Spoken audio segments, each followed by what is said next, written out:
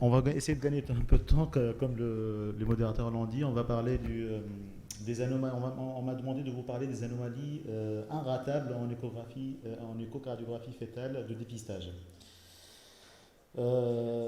J'ai trouvé ça un peu dur parce qu'il y a beaucoup de choses qu'il ne faut pas rater et je vais essayer de faire ça en une petite demi-heure.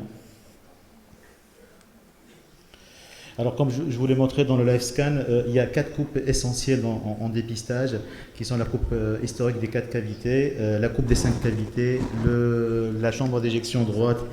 Et pour moi, la coupe star, le message d'aujourd'hui, c'est vraiment... on n'a pas de pointeur ici? C'est lequel? Oh, pardon.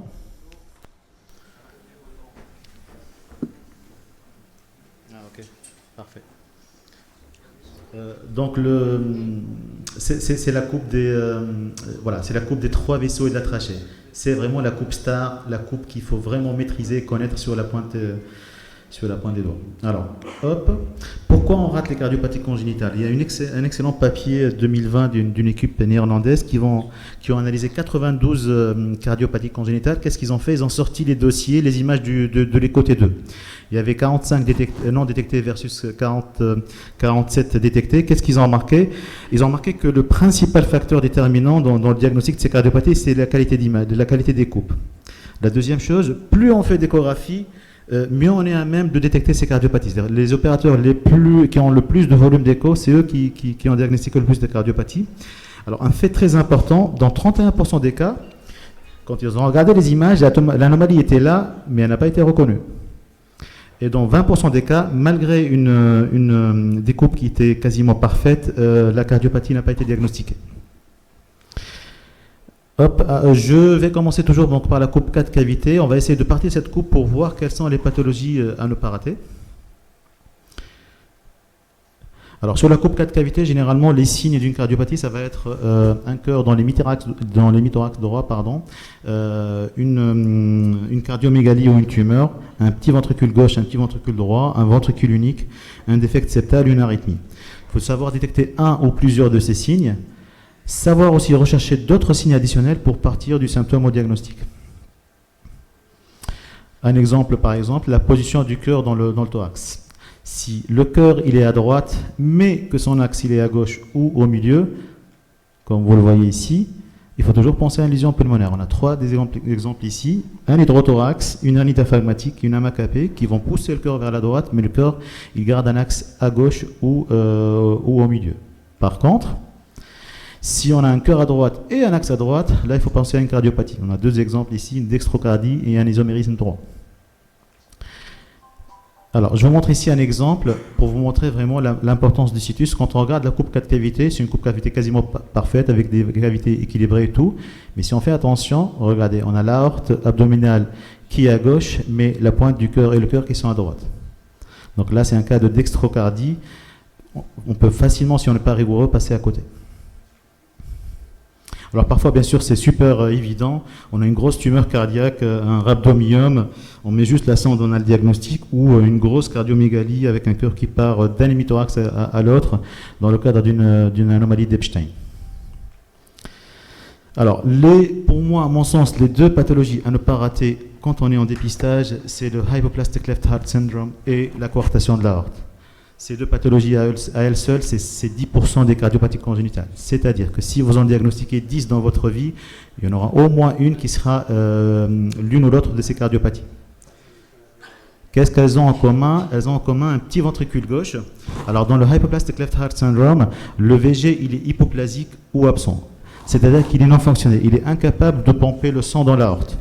Par contre, dans la coarctation de l'aorte, le VG il est certes étroit, mais il a une bonne fonction. Et il pompe bien le sang dans l'aorte. Alors, le hypoplastic left heart syndrome, ce n'est pas vraiment un syndrome génétique au sens propre du terme, mais c'est plutôt une association de signes. Vous voyez très bien, le VG, il est court, il ne forme pas la pointe du cœur, il a une mauvaise contractilité, avec une valve mitrale qui est dysplasique, et sur le Doppler Caller, il n'y a quasiment pas de remplissage. Vous voyez très bien, sur l'image à droite, il n'y a quasiment pas de remplissage du VG. Par contre, dans la coarctation de l'aorte, c'est vrai qu'il y a une disproportion donc avec une dominance droite, mais la pointe du cœur elle est toujours formée par le VG, qui se contracte bien, une valve bien patente, et surtout, au Doppler couleur, vous voyez, ça se remplit bien, il n'y a pas de souci. Alors ici, il faut faire vraiment attention quand on décrit les images, il ne faut pas parler d'hypo-VG ou d'hypoplasie. Pourquoi? C'est très simple, la patiente, elle va googler ce mot, et elle va tomber sur quoi? Elle va tomber sur le hypoplastic left heart syndrome. Elle va demander une IMG pour une condition qui finalement elle a un pronostic qui est assez bon. Je rappelle juste pour les plus jeunes ce que c'est une coarctation de l'aorte. C'est un rétrécissement de l'arche aortique qui va être au niveau ductal, au niveau du ductus arteriosus au canal artériel. Généralement, c'est entre la sous-clavière gauche et le ductus. Les coarctations post-ductales sont impossibles à diagnostiquer en prénatal. On voit bien la différence donc, entre le hypoplastic left heart syndrome et la coarctation de l'aorte. Donc à gauche, un petit rikiki VG qui ne se remplit pas, avec même un début de fibroélastose hyperéchogène, alors qu'à droite, il y a une dominance droite, il y a une discordance des cavités, mais au remplissage couleur, ça se remplit bien. La confirmation diagnostique, ça va être la coupe STAR, toujours, c'est la coupe des 3 vaisseaux de la trachée. Donc à gauche, on a un aspect normal. Pardon. Au milieu, donc, on a le hypoplastic left heart syndrome, donc on va avoir une aorte qui est petite, mais surtout qui a un flux rétrograde. Pourquoi? Parce que le VG ne fonctionne pas, l'aorte elle va être nourrie par le canal artériel de façon rétrograde. Par contre, sur la coarctation de l'aorte, vous voyez très bien, l'aorte elle est petite, mais le flux il reste antérograde. Voilà, ça c'est la traduction de l'image échographique, donc une 3VT normale, un hypoplastic left heart syndrome avec un flux rétrograde et une coarctation de l'aorte. Je voulais juste vous parler d'une chose, quand on parle de coarctation, il ne faut jamais dire coarctation, il faut toujours la faire précéder par le mot probabilité. C'est-à-dire, on est toujours sur de probabilité de coarctation de l'aorte. Plus on a de signes, plus la probabilité est importante. Mais on peut parfaitement avoir une discordance des cavités, une coupe des 3 vaisseaux évocatrices et le bébé il est normal à la naissance. Donc il faut dire à la patiente que c'est une probabilité, que plus la probabilité est importante, plus le diagnostic il sera plausible après la naissance. Deuxième pathologie à ne pas rater en dépistage, c'est le canal atrioventriculaire, le fameux CAV. Alors, pourquoi c'est important de le détecter? Parce que c'est une urgence néonatale? Pas du tout. Généralement, on les opère à 6 mois de vie. Parce que c'est une pathologie de mauvais pronostic? Pas du tout. Généralement, ils ont un pronostic assez bon. Pourquoi alors? Parce que c'est souvent associé à d'autres anomalies. Ça peut être des trisomies, des hétérotaxies ou des syndromes. Alors, le CAV, c'est 7% des cardiopathies, 50 à 70% quand même d'aneuploïdie. Il est fréquent aussi dans les hétérotaxies, mais par contre là, on n'aura pas d'aneuploïdie. Et comme toutes les cardiopathies, c'est un spectre large. Ça peut être équilibré, déséquilibré, petit VG, petit VD, etc. Un peu d'anatomie. Le CAV, c'est 3 choses. C'est vraiment 3 choses. Une CIA de type septum primum, une CIV d'admission, et surtout, c'est le 3e élément, c'est la valve atrioventriculaire commune anormale. C'est une seule valve anormale. Pourquoi je dis ça? Bon, là c'est l'image échographique. Bon, malheureusement, faut peut-être essayer de réappuyer au milieu. C'est une pathologie de la croix, le CAV. C'est pas une pathologie des septums. C'est-à-dire, si vous avez une CIV et une CA, mais vous n'arrivez pas à mettre en évidence la valve commune, c'est pas un CAV. Essayez d'appuyer juste au milieu de la vidéo et de la faire redémarrer.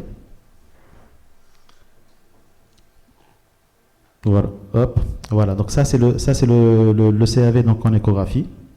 Vous voyez très bien donc le trou au milieu du cœur.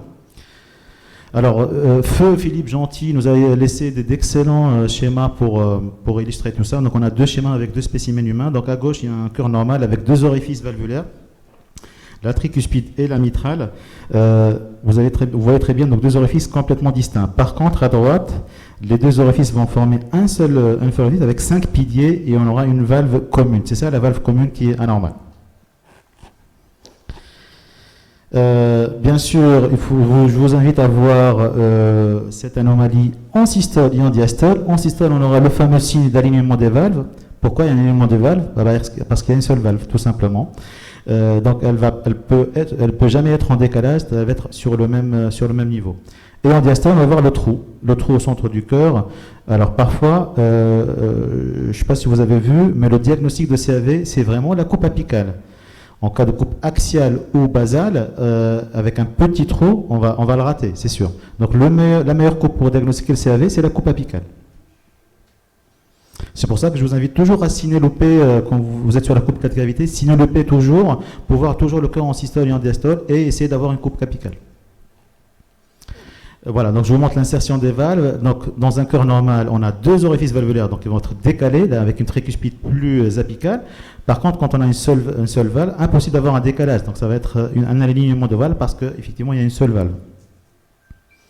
Le Doppler, il va confronter le diagnostic et va montrer pardon, cette image en H.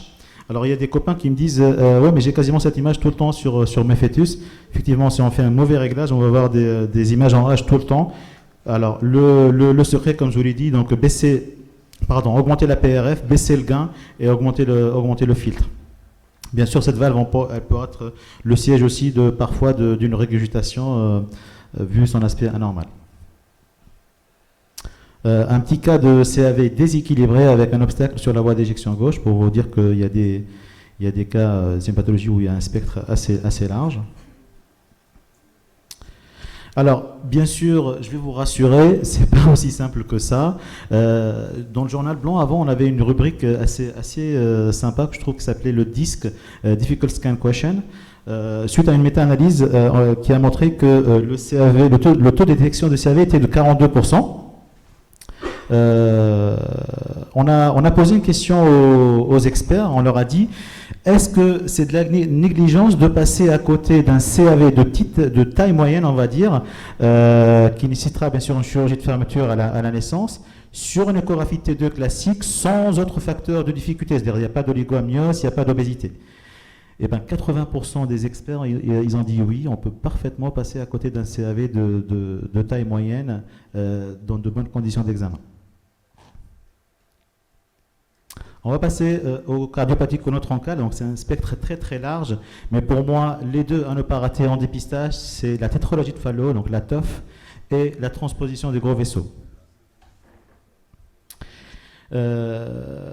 Si vraiment on maîtrise ces deux coupes, je peux vous assurer, sans être prétentieux, que vous n'allez jamais rater de cardiopathie type tétralogie de Fallot ou TGV.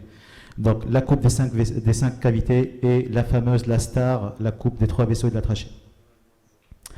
C'est pour ça d'ailleurs que les UOC, dans ces recos de 2013 qui ont corrigé ceux de 2006, ils ont rajouté donc l'étude des voies d'éjection, parce que c'est super important d'étudier les voies d'éjection pour ne pas passer justement à côté des cardiopathies conotroncales.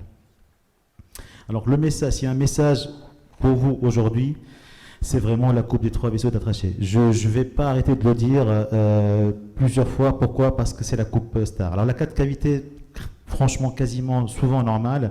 La 5 cavités, elle est utile, elle va montrer la connexion VG-aorte, mais c'est vraiment la 3 vaisseaux et la trachée qui va être cruciale, qui va donner les signes clés des diagnostics. Alors je rappelle juste rapidement les points. Donc on a dit sur la 5 cavités, l'angle entre le mur antérieur et le septum, cet angle il doit vraiment être obtus. Il n'y a pas de sang qui vient du VD vers le VG. Et l'aorte, elle ne se divise pas. Elle ne se divise jamais, l'aorte, à la sortie du VG. Elle va se diviser uniquement au niveau de l'arche. Pourquoi c'est important? Parce que le premier signe clé pour entrer dans ces pathologies, c'est l'aorte à cheval. C'est quoi l'aorte à cheval? C'est une aorte qui va être donc, à cheval sur les deux ventricules, avec comme corollaire donc, une CIV par malalignement. Et c'est le poids d'entrée quasiment de toutes les pathologies conotroncales. Alors parfois on n'est pas sûr est-ce que c'est à cheval ou pas, la cendre a un apport un peu oblique.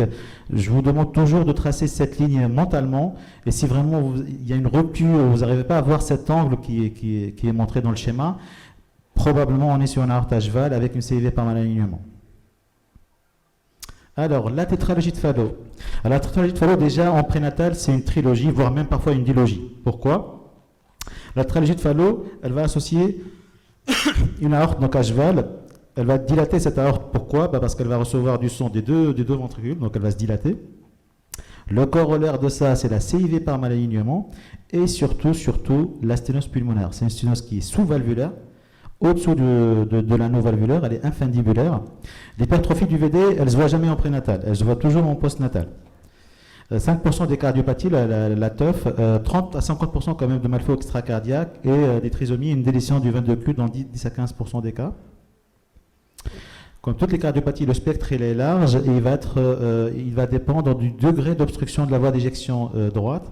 Alors ça peut être juste un aorte valve, une CIV, une AP quasiment normale. La sténose ne se verra qu'au 3e trimestre. Ça peut être une sténose pulmonaire bien confirmée, bien visible. Ça peut être quasiment une atrésie pulmonaire, ce qu'on appelle donc l'APSO. L'APSO, c'est l'atrésie pulmonaire à septum ouvert. Pourquoi septum ouvert? Parce que c'est une CIV, tout simplement. Et le degré ultime, c'est l'absent pulmonary valve syndrome, c'est-à-dire une absence quasiment totale de la valve pulmonaire. Alors, la cas de cavité, souvent normale, parfois un axe hyper-gauche. Mais comme je vous l'ai dit, c'est la 5 cavité qui va nous attirer l'attention avec cette fameuse aorte H-valve et une CIV par malalignement. Le Doppler, il va confirmer donc, que le son il vient des deux côtés, qu'il y a toujours la CIV. À un âge avancé de la grossesse, on va avoir le Y-sign, le signe du Y, c'est-à-dire l'aorte, elle va recevoir le son des deux ventricules et on va avoir donc même un aliasing au niveau de cette aorte ascendante.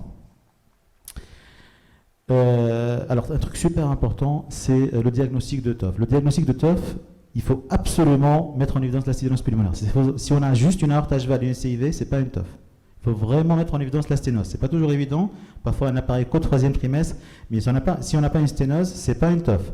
Ça peut être juste une aorte H-valve, ça peut être une anomalie d'Eisenmenger, mais c'est pas une TOF. Alors, comment on a mis en évidence cette sténose pulmonaire? C'est sur la coupe des 3 vaisseaux. Vous voyez, l'aorte, elle est super dilatée. Pardon. Ça marche, voilà. Voilà. L'aorte, elle est ici super dilatée. Et juste à côté de l'artère pulmonaire, vous voyez, le calibre, il est quand même assez réduit. Un autre exemple, je ne sais pas si ça marche là.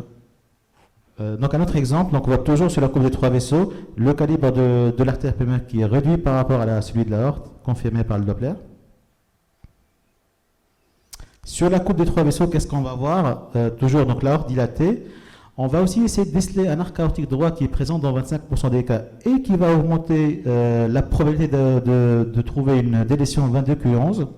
Une petite artère pulmonaire, le spectre de sténose qu'on a vu tout à l'heure, parfois une absence complète du canal artériel qui va grever le pronostic, et bien sûr la direction du flux qui peut être antéro, turbulent ou rétrograde. Voilà, on voit très bien ici donc, sur une courbe des 3 vaisseaux, vous voyez donc la discordance des calibres entre les deux vaisseaux. Alors une petite astuce, je ne sais pas si vous voyez très bien, la P, elle ne va pas former un V à gauche du rachis, mais plutôt un Y, c'est-à-dire qu'elle ne va pas rejoindre l'isthme, le canal artériel ne va pas rejoindre l'isthme pour former un V, mais plutôt il va se jeter au milieu de l'aorte et ça donne plutôt une image en Y. Ça, c'est typique des TOF. Alors le sens du flux, il peut être donc antérograde, il peut être rétrograde dans l'abso, l'atrésie pulmonaire à septum ouvert, ou complètement absent. Alors, je vais vous montrer quelques petits cas. Alors, le premier cas, donc ici sur la coupe 5 cavités, j'ai une aorte H-valve, je mets le Doppler, j'ai la confirmation. Donc là, déjà, je commence à doter un peu. Qu'est-ce que je fais? Je passe à la coupe des 3 vaisseaux. Je vais voir donc une aorte en coupe transversale qui est dilatée et une petite artère pulmonaire. Je vais sur la coupe des 3 vaisseaux, j'ai la disparité des vaisseaux, mais surtout, j'ai un flux antérograde. Je vais être rassuré, ce bébé, c'est ce qu'on appelle le pink fallow. Ce bébé, il ne sera pas du tout dépendant à la naissance et la chirurgie peut se faire tranquillement jusqu'à ce que l'HTAP diminue. Deuxième cas, toujours le premier signe, c'est l'aorte H-valve, avec un axe un peu hyper gauche. Je passe sur la coupe des 3 vaisseaux, pardon. Et là, je vais voir une aorte qui est dilatée, mais surtout un flux très turbulent avec de l'aliasing. Et j'ai vraiment du mal à avoir l'artère pulmonaire. J'ai vraiment du mal. Mais si vous faites attention, on la voit passer rapidement avec un flux rétrograde. Ici, si on est dans un cas d'atrésie pulmonaire à septum ouvert, qu'est-ce qu'il faut rechercher? Donc là, il n'y a plus d'artère pulmonaire. C'est-à-dire les poumons, ils n'ont plus d'irrigation. On va avoir une irrigation qui vient de la vascularisation systémique, qui sont le canal artériel et les fameuses MAPK. C'est quoi les MAPK? Ce sont ce qu'on appelle les majeurs pulmonary aortic collateral arteries. Ce sont des collatérales qui vont partir donc de l'aorte descendante pour irriguer le poumon, parce que le poumon il a plus d'irrigation. Troisième cas, toujours le premier signe, c'est l'aorte Ashval. Par contre, ici, c'est un peu bizarre. On a deux grosses branches de l'artère pulmonaire. On cherchait une sténose et on va tomber sur deux grosses branches de l'artère pulmonaire. Je mets le Doppler. J'ai un flux bidirectionnel qui va en haut, en bas. Je ne comprends plus rien du tout. Alors là, le diagnostic, il est super simple. C'est l'absent pulmonary valve syndrome. La valve est quasiment absente. Bon, généralement, elle n'est jamais absente. Il y a toujours un petit diaphragme qui persiste. Elle n'est pas capable ni de laisser le sang passer, ni de le retenir. Donc on va avoir un sang qui va être bidirectionnel à fort flux, et on va avoir des branches de l'artère pulmonaire qui vont se dilater. Regardez ici, en fin à droite, il n'y a pas de canal artériel. Donc on va voir, hop, je ne sais pas si vous voyez sur la courbe des trois vaisseaux, il n'y a pas de canal artériel. Donc là, on est quand même sur quasiment 40% de risque de délétion 22Q11. Donc, l'aorte Ashval, c'est le premier signe qui va nous attirer l'attention. Qu'est-ce qu'il faut regarder? Il faut regarder l'AP. Alors, l'AP, elle sort du VD et avec il y a une petite sténose modérée ou sévère. C'est une TOF. Qu'est-ce qu'il faut faire? La coupe STAR, la coupe des trois vaisseaux. Qu'est-ce qu'elle va nous montrer? Donc, c'est soit un pink TOF, c'est-à-dire le flux antérograde, donc ce qu'on appelle le phallo rose ou le pink phallo, soit donc un blue phallo si vraiment le flux il est turbulent, soit un arc aortique droit qui quand même augmente le risque de 22Q, soit un canal artériel absent, et là c'est le pronostic il est grevé. Alors, l'AP elle sort du VD, mais la sténose elle est très sévère. Là, c'est l'abso, atrésie pulmonaire à septum ouvert, c'est-à-dire atrésie pulmonaire avec une CIV. Là, qu'est-ce qu'il faut chercher? Les MAPK. Pourquoi il faut chercher les MAPK? Parce que l'absence de MAPK grève le pronostic. Les MAPK vont irriguer les poumons. L'AP, elle sort du VD, mais elle est très très large. Diagnostic super simple, comme on l'a vu dans le cas d'avant, absent pulmonary valve syndrome. Enfin, l'AP, elle ne sort pas du VD, elle sort d'un vaisseau Ashval un peu bizarre, et c'est un tronc artériel commun. Donc globalement, c'est ce qu'il faut s'attacher à avoir. Je passe rapidement. La deuxième pathologie, je pense que tout le monde l'attend, c'est la transposition du gros vaisseau. La transposition du gros vaisseau, c'est une pathologie conotroncale où il y a une discordance ventriculaire artérielle. C'est-à-dire, l'aorte, elle va sortir du ventricule droit. L'AP, elle va sortir du ventricule gauche. Les vaisseaux, ils vont avoir un trajet parallèle et surtout, ils vont avoir une disposition dans l'espace qui est variable. Dans 88% des cas, il s'agit d'une DTGA. D, c'est Dexter. C'est-à-dire quoi? C'est-à-dire que l'aorte, elle va être à droite et antérieure, et la P, elle va être postérieure et à gauche. Alors, c'est 5 à 7% des cardiopathies. Il y a des malfos associés, donc je m'en CIV dans 40% des cas, et surtout une anomalie des coronaires dans 50% des cas. Pourquoi il faut diagnostiquer une TGV? Très très simple. Entre un diagnostic prénatal et un diagnostic postnatal, il y a 15 fois moins de mortalité. Alors juste un peu de physiologie, ça c'est une physiologie postnatale. Qu'est-ce qui va se passer en postnatal en cas de TGV? Le sang pauvre en oxygène, il va arriver dans l'oreillette droite, il va passer dans le VD, il va être pompé dans l'aorte pour rejoindre la circulation systémique. Par contre, la circulation pulmonaire, elle va être en circuit fermé, elle va tourner en rond avec du sang riche en oxygène, mais qui va tourner en rond dans le poumon. Alors vous allez me dire pourquoi c'est toléré pendant la vie intra-utérine? Très très simple. Pendant la vie intra-utérine, le sang il est mixé grâce à deux shunts, le foramen ovale et le canal artériel. Alors, comment on va apprendre à détecter cette TGV? Pourquoi la TGV, le diagnostic, il est difficile? Parce que l'interrogateur, il est pauvre, il n'y a pas de cas, il n'y a pas d'antécédent dans la famille, il n'y a pas de malfo extracardiaque, pas de signe d'aneuploïdie, la 4 cavité, elle est normale, la 5 cavité, elle peut paraître normale, et le Doppler couleur, il n'aide pas. Donc c'est vraiment dommage parce que c'est souvent un examinateur expérimenté qui va faire le diagnostic. Alors si vous regardez la littérature, vous allez trouver donc plusieurs équipes, plusieurs publications qui ont mis plusieurs signes pour aider à simplifier le diagnostic. Alors il y en a qui vont vous parler de trajet parallèle, de l'approche simplifiée, non-circle sausage sign, signe de l'aorte triste ou le sad aorta sign. pardon, la convexité droite de l'aorte, le E-sign, le Big Eyed Frog sign, le Boomerang sign, la technique spin, la technique star. Alors malheureusement, ceci est une mauvaise nouvelle parce que s'il y a vraiment des gens qui vont décrire plusieurs choses pour un truc simple, c'est qu'il n'est pas très très simple. Je ne vais pas faire l'intelligent ou le prétentieux, mais pour moi, si vraiment on est capable de dégager ces deux coupes qui sont la 5 cavités et surtout la coupe star, on va réussir à avoir le diagnostic. Pourquoi? Parce que la 4 cavités, elle est normale. C'est pour ça d'ailleurs qu'on a souvent raté pendant plusieurs années la TGV. Elle est normale ou peut-être une petite CIV. Par contre, la 5 cavités, elle est toujours, et je dis bien toujours, dans 100% des cas, elle est anormale. Alors, un opérateur expérimenté va voir bien qu'il y a un vaisseau qui sort du VG et qui se bifurque. Un opérateur qui est bon, qui est habitué, mais qui n'est pas expérimenté, il va voir un vaisseau gros qui sort du VG, il va dire, oui, peut-être c'est une sténose, c'est une dilatation post-sténotique de l'aorte. Eh bien non, le vaisseau il est gros parce que c'est tout simplement c'est la paix. La paix elle est plus grosse que l'aorte. Un autre exemple, avec le Doppler, vous voyez donc il y a un vaisseau, la voie d'éjection gauche, on a dit tout à l'heure, elle ne se divise pas. Là, elle se divise rapidement et c'est confirmé avec le Doppler Color.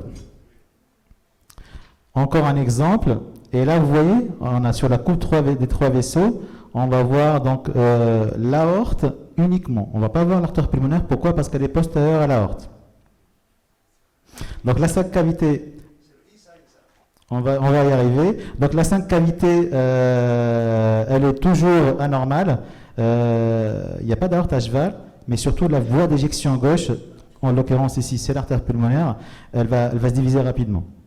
Alors parfois c'est techniquement difficile et je vous invite vraiment, alors parfois la médecine elle est un peu cruelle, pourquoi? Parce que parfois le dos antérieur, place antérieure, on n'arrive pas vraiment à dégager cette coupe, on va mettre n'importe quelle image, voilà madame tout va bien, 5 cavités. Et c'est cette patiente-là qui va avoir une TGV.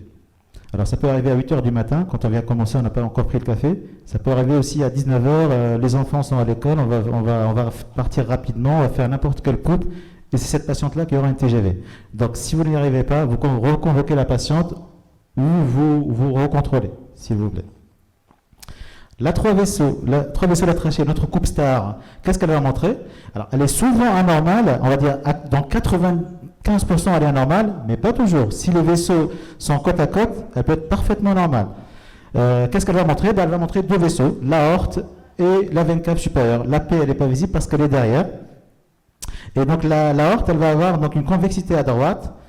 Et c'est pour ça qu'on parle de l'aorte triste. Elle est triste, l'aorte. Sad aorta sign. Alors il y a juste un petit piège, bon ici idéalement c'est d'avoir la main pour vous montrer. Si on est très haut dans le médiastin, on va voir donc un seul vaisseau, mais attention c'est l'arche aortique. On est au-dessus du plan du canal artériel, on va voir un seul vaisseau, on va un peu flipper, c'est pas grave, vous redescendez un peu et vous allez voir les 3 vaisseaux. Voilà, encore l'image donc de l'E-sign comme l'a dit le Dr Zig, ou l'aorte triste. Alors, le trajet parallèle, on va vous le vendre comme le signe diagnostic. Franchement, c'est pour l'iconographie. C'est-à-dire, on a déjà fait le diagnostic. On va se poser.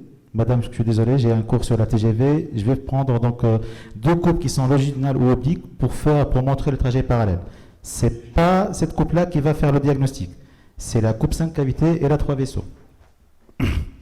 Donc en bref, la 4 cavités elle est normale, la 5 cavités elle est toujours anormale avec une voie d'éjection gauche qui se divise, et la coupe star elle va nous montrer donc le seul vaisseau avec le diagnostic. Le diagnostic différentiel de la TGV, il va se poser quand il y a une CIV. Quand il y a une CIV, on a toujours des vaisseaux mal posés, mais regardez ce que je vais faire, je vais juste pousser un tout petit peu le septum, et là j'ai un VDDI. Donc, on va écrire dans le compte rendu donc TGV avec CIV et le compte rendu opératoire, VDDI.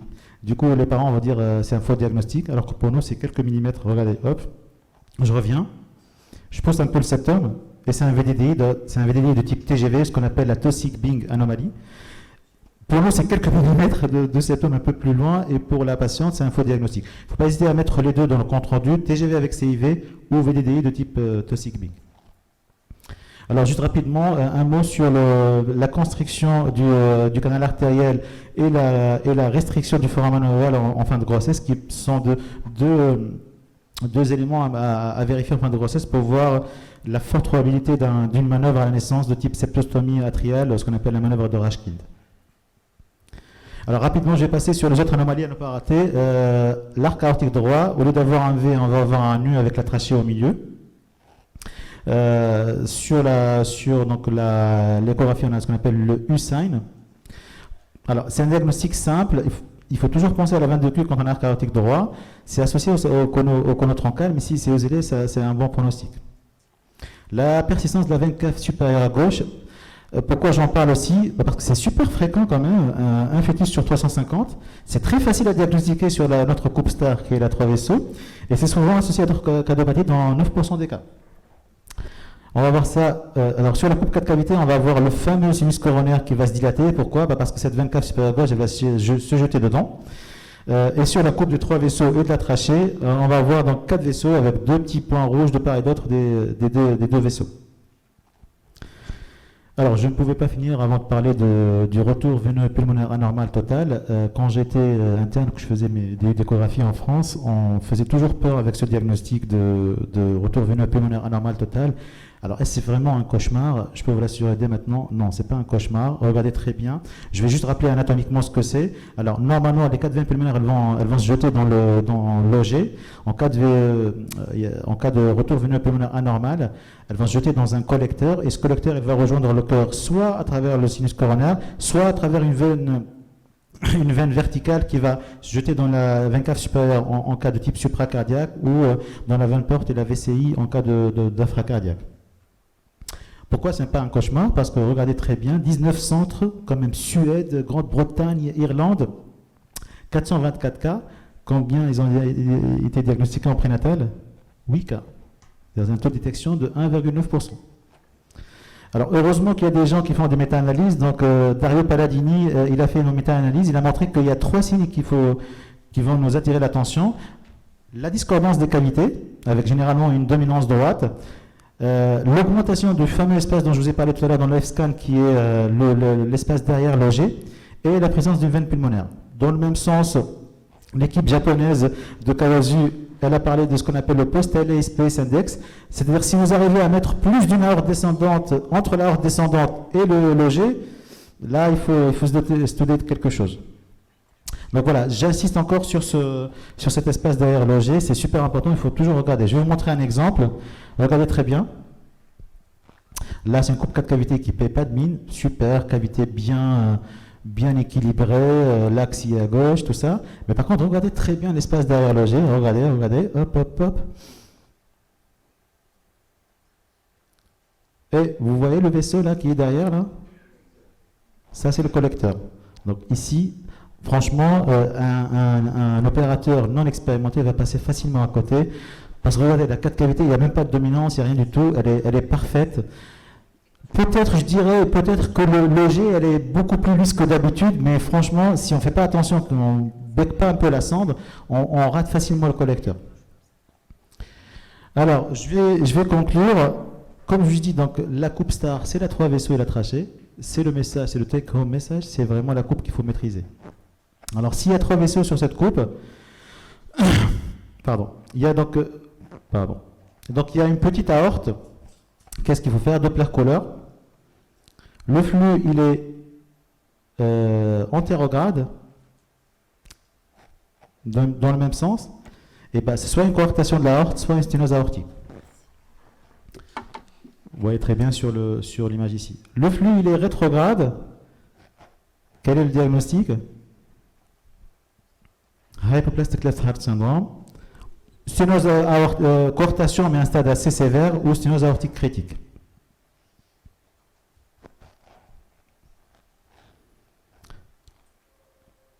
Alors, on a toujours 3 vaisseaux, mais maintenant c'est la P qui est petite.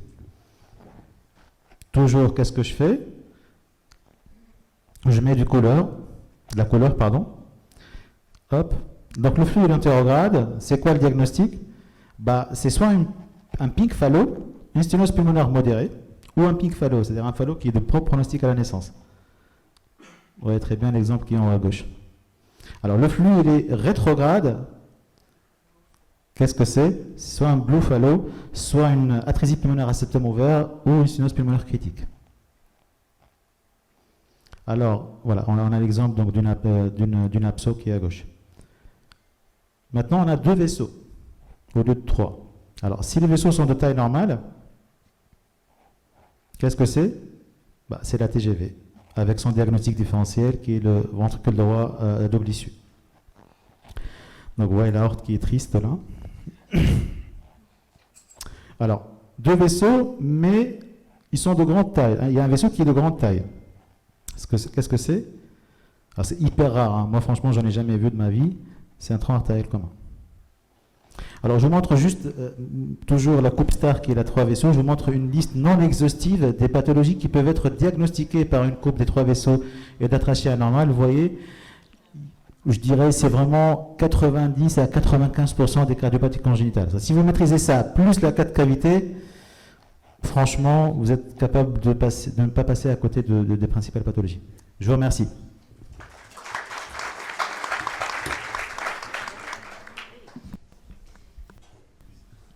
Merci.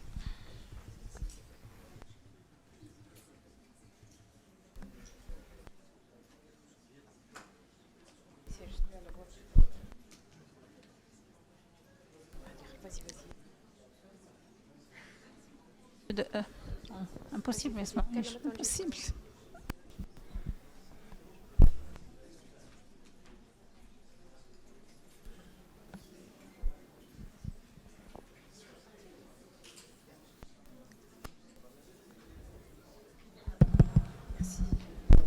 Merci beaucoup, monsieur. C'est bon? Merci, docteur Tekeli, pour cet excellent exposé. C'est bon, apparemment, c'est bon. Donc, en fait, c'est peut-être un petit peu effrayant tout ça, parce qu'on a l'impression qu'on n'arrivera jamais à faire tous ces diagnostics qui paraissent très difficiles et hyper compliqués. Je comprends. Donc, en fait, le message dans tout ça, c'est avant tout de parfaitement maîtriser le cœur normal. C'est très important. Le cœur normal avec ses définitions, donc une 4 cavités parfaite, après comment on monte vers les gros vaisseaux, et la contiguïté, ce qu'on appelle la contiguïté auriculo-ventriculaire, c'est-à-dire ce petit bout de vaisseau, de septum qu'il y a entre le 3 qui est dessiné quand les valves auriculo-ventriculaires sont fermées et qui prouve qu'il n'y a pas une horizontalisation des valves. Après, on monte petit à petit vers les gros vaisseaux. Donc, en fait, l'important, c'est que quand on a en 4 cavités un équilibre entre les ventricules et les oreillettes, il n'y a pas de déséquilibre de taille. Il n'y a pas de signe indirect. Après, s'il y a un déséquilibre, on va commencer à chercher. Comme on a dit tout à l'heure, la longueur du ventricule gauche, même s'il est petit, ça peut être pathologique. Ça peut faire penser à une interruption de l'arc aortique ou même à une coartation de l'aorte. En fait, l'anomalie à ne pas rater en anténatal, c'est surtout l'interruption de l'arc aortique parce qu'il y a un pronostic derrière. La coartation de l'aorte, on passe toujours à côté, presque. Pourquoi? Parce que ça se constitue en postnatal lorsque le canal artériel va se fermer, le plus souvent. Donc, en fait, si on a un déséquilibre entre les ventricules, de taille ou de longueur, on va essayer de chercher. Puis, on va essayer de monter. À partir du moment où on n'a pas une continuité mitro-aortique, aorto-septale, quand il y a un défect septal, quand on a un vaisseau à cheval, on va commencer à penser à tout le spectre d'anomalies conotroncales.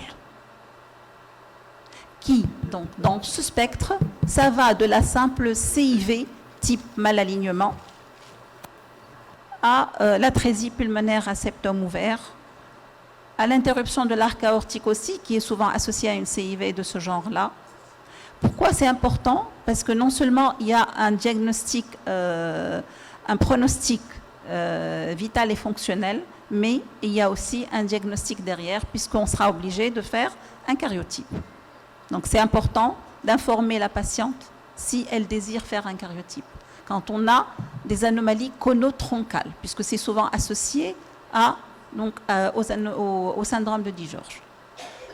Et à chaque fois qu'on a un défect septal à l'entrée ou à la sortie du cœur, c'est-à-dire inlet ou outlet, on va penser à une anomalie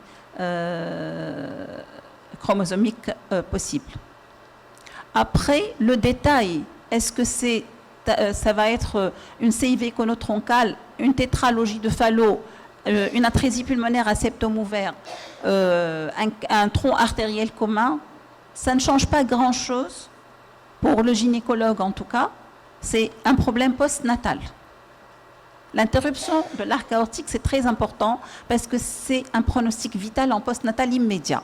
Donc c'est ce qu'on appelle les anomalies ductodépendantes. Donc la vie de l'enfant dépend de la perméabilité du canal artériel. Et là, donc, on doit faire le diagnostic pour mettre des prostaglandines quand il n'y aura plus de prostaglandines maternelles. C'est pour ça que c'est important. Donc pour nous, le message, c'est de décrire ce qu'on voit. On a 4 cavités, on a équilibre entre les 2 ventricules et les 2 oreillettes. Bon, on a contiguïté auriculo-ventriculaire et donc on n'a pas d'horizontalisation des valves. On a des gros vaisseaux, donc un vaisseau qui est long, qui sort du ventricule postérieur, un vaisseau qui est court, qui sort du ventricule antérieur, des vaisseaux qui se croisent, on est à l'aise. À partir du moment où on n'a pas tout ça, on va commencer à réfléchir. Même si on peut pas, si on peut faire le diagnostic exact, c'est excellent. Mais si on n'a pas ça, on va commencer à creuser. On est prêt pour le live scan. Hein. Voilà. On y va? Oui, allez-y.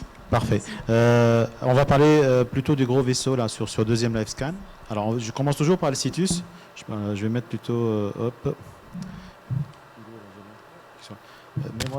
Mets-moi plutôt en obstétrique classique. Parfait. Donc voilà, le bébé il est en siège et là ça change un peu. Donc je ne sais pas si vous voyez très bien le bébé. Hop. Donc on a le col qui est là. Je suis désolé, j'appuie un peu. Et le bébé il est en siège avec un placenta antérieur. Mais ce qui est bien, c'est que le dos il est postérieur. On va commencer par le situs. Ok.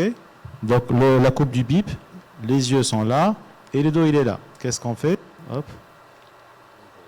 Qu'est-ce qu'on fait? On ferme les yeux, on se met à la place du bébé et on lève quelle main? On lève la main droite. Donc ce qui est en haut c'est à droite, ce qui est en bas c'est à gauche. Donc on a l'aorte descendante qui est là, pardon. La veine cave supérieure. Hop, l'estomac. Hop, l'estomac qui est là.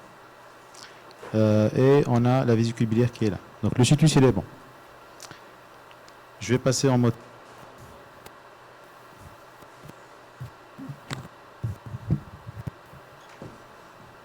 Alors les réglages ont déjà été faits. Hein. Donc je vais me mettre.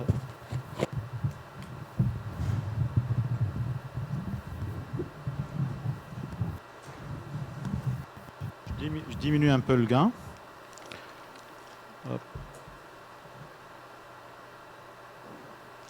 J'ai ma coupe 4 cavités. Alors, toujours le situs il est thoracique, il est normal. Je ne sais pas si vous l'avez vu.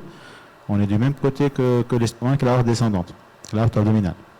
On a la coupe 4 cavités. Je vais alors zoomer un peu. Hop. Hop. Peut-être un peu trop là. Je diminue encore le gain. Et je vais tourner ma sonde pour avoir la coupe des 5 cavités. Je ne sais pas si vous la voyez.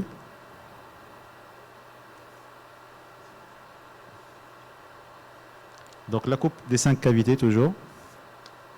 Hop. Donc toujours mon fameux angle dont je vous ai parlé tout à l'heure. C'est bon? Le Doppler toujours. Hop. Alors toujours, j'essaie de limiter ma fenêtre sur la région. Oh, pardon, excusez-moi. Hop. Non, pardon, il est où le technicien? Voilà. Donc vous voyez donc le fleur couleur passant qui vient du VD vers le VD. Je vais le sauvegarder. Oups. C'est bon, vous voyez très bien. J'enlève le Doppler. Je vais revenir sur ma coupe 4 cavités. Je vais becquer un peu la sonde pour avoir la voie d'éjection droite. C'est bon, vous la voyez?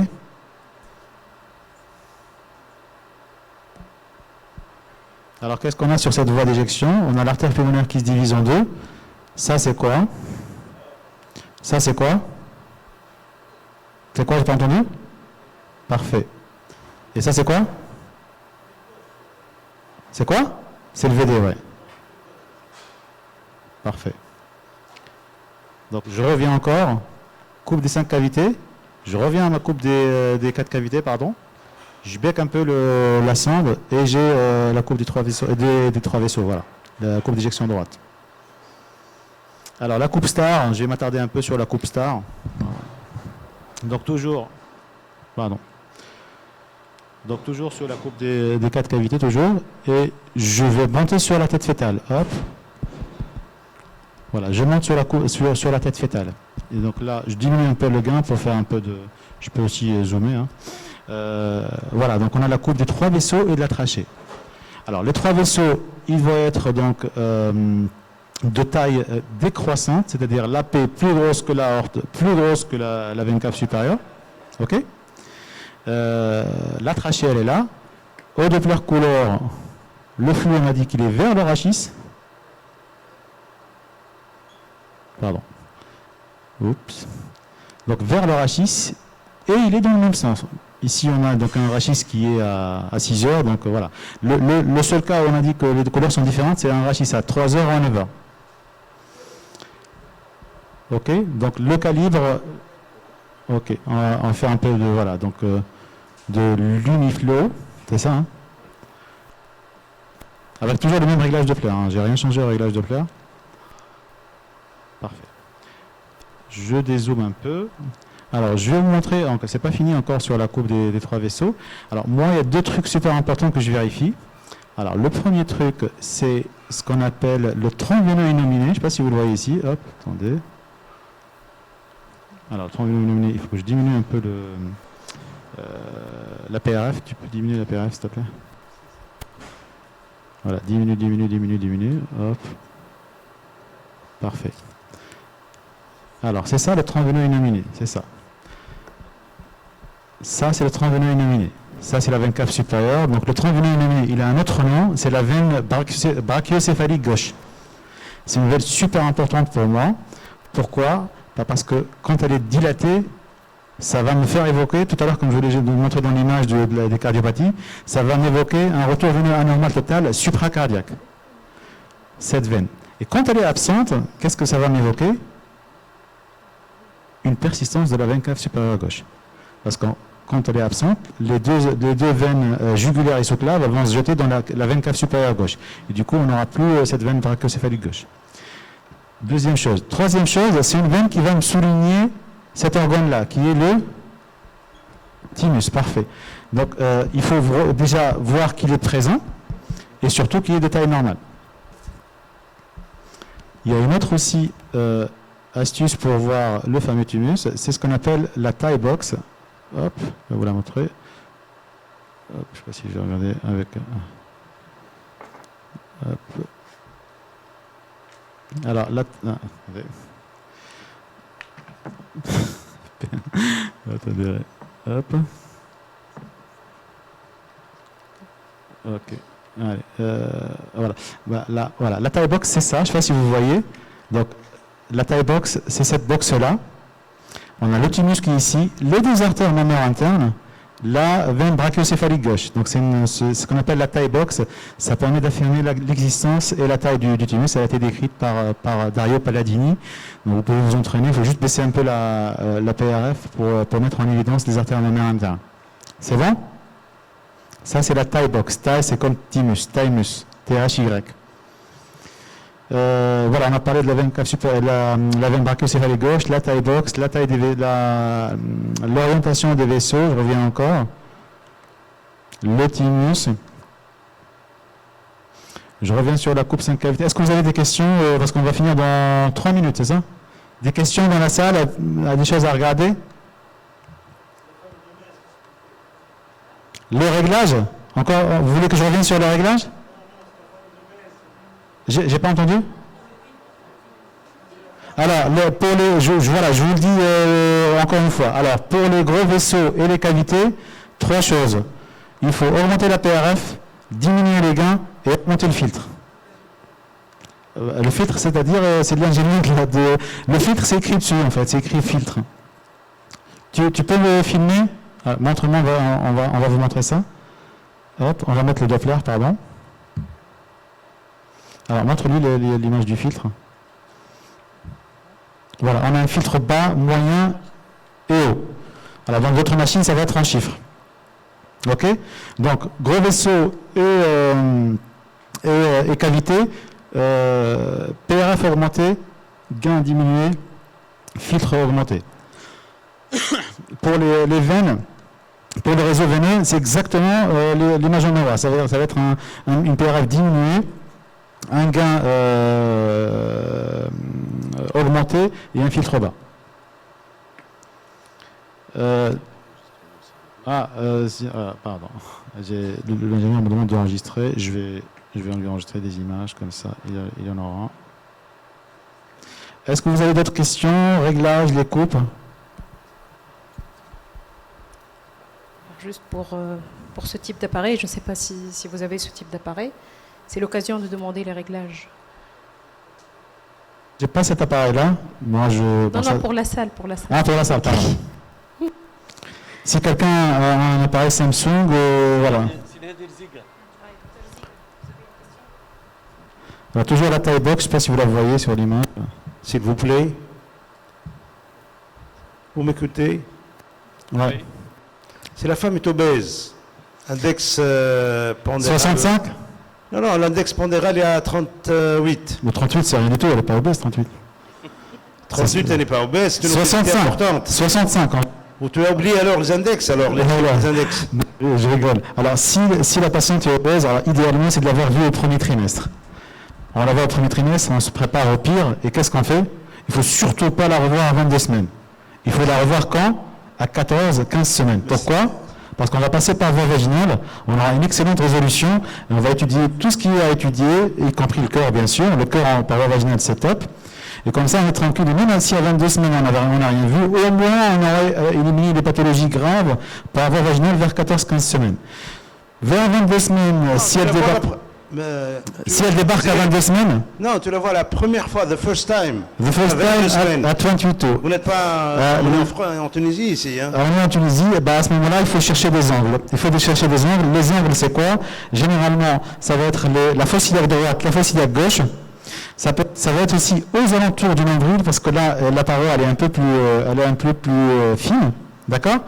Et il faut utiliser la main gauche. Il faut idéalement utiliser la main gauche pour mobiliser un peu le fœtus et un pied sur une pédale pour friser des clips pour pouvoir revenir en sinulant. Mais parfois, bien sûr, je vous le concède, c'est quasiment impossible. Et il faut revoir la patiente. Moi, ça m'est arrivé de voir des patientes quasiment tous les 15 jours. Et à chaque fois, voilà. Une fois, j'ai la 4 cavités. 15 jours après, j'ai la 5 vaisseaux. 15 jours après, j'ai la 3 vaisseaux. Voilà. Donc, jusqu'à ce que j'arrive à voir tous les items demandés. Voilà. Donc, merci Tekeli, merci à vous pour la qualité de cet exposé. Je remercie au passage nos charmantes futures jeunes mamans qui se sont prêtées justement à ce live scan. Et on va passer à la dernière présentation. J'invite Dr Rania Gargouri.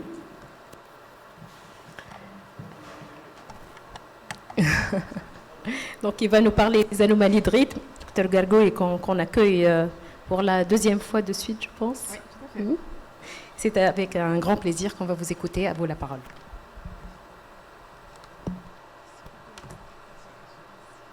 Donc je tiens à remercier le comité d'organisation de cette agréable manifestation, à m'avoir associé pour la deuxième fois à ce congrès. C'est un plaisir, toujours un plaisir d'être avec des amis gynécologues, pédiatres, des cardiopédiatres, pour parler de thèmes qui nous intéressent tous. Donc, on m'a confié la tâche de vous parler des arythmies fœtales, justement.